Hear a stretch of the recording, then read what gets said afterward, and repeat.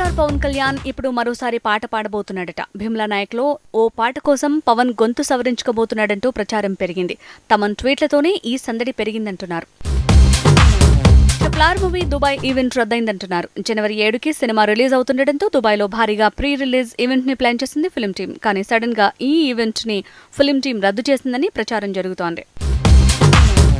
Flower తో పాటు Pushpa team కూడా దుబాయ్లో ప్రీ రిలీజ్ ఈవెంట్ ప్లాన్ చేసింది. అయితే ఇప్పుడు వీళ్లు కూడా ఈ ఈవెంట్ కి బ్రేక్ లేశారట. పోస్ట్ ప్రొడక్షన్ పనులకు సమయం సరిపోకపోవడం వల్లే ఈ ఈవెంట్ ప్లాన్ చేయడం కుదరట్లేదట.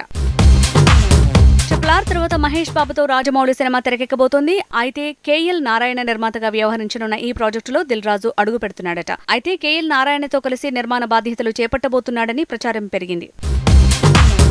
Bollywood mister perfectionist Aamir Khan KGF team కు సారీ చెప్పాడు. ఏప్రిల్ 14కి కేజీఎఫ్ 2ని విడుదల చేస్తున్నట్టు ఎప్పుడో టీం అనౌన్స్ చేసింది. కానీ అదే తేదీకి లాల్ సింగ్ చడ్డాను విడుదల చేయబోతున్నట్టు అమీర్ టీం అనౌన్స్ చేసింది. ఇలా క్లాష్ అవడానికి కారణం తామే అంటూ అమీర్ సారీ చెప్పాడట.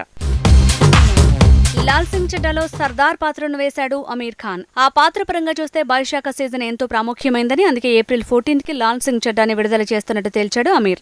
ఈ విషయంలో కేజీఎఫ్ 2 దర్శకుడు, నిర్మాత, హీరోకి కూడా సారీ చెప్పాడట అమీర్. విక్టరీ వెంకటేష్ హీరోగా తెరకెక్కిన దృశ్యం 2 ఓటీటీ సందడి ఒకరోజు ముందే షురు అయింది. 25న విడుదలవాల్సిన దృశ్యం 2 మూవీ ఓటీటీలో ఒకరోజు ముందే విడుదలైంది. డిజిటల్ ప్లాట్ఫామ్లో వెంకీ పాత ప్రయోగం సరికొత్తగా సందడి చేస్తోంది. Mega power star Ram Charan కొత్త లుక్ ఫ్యాన్స్ కి కిక్కిస్తోంది. శంకర్ మేకింగ్ లో ప్రయోగం చేస్తున్న రామ్ చరణ్ పాత్ర తాలూకు లుక్ బయటకు లీక్ అయింది. ఇప్పుడు ఆ లుక్ సోషల్ మీడియాలో వైరల్ అయింది.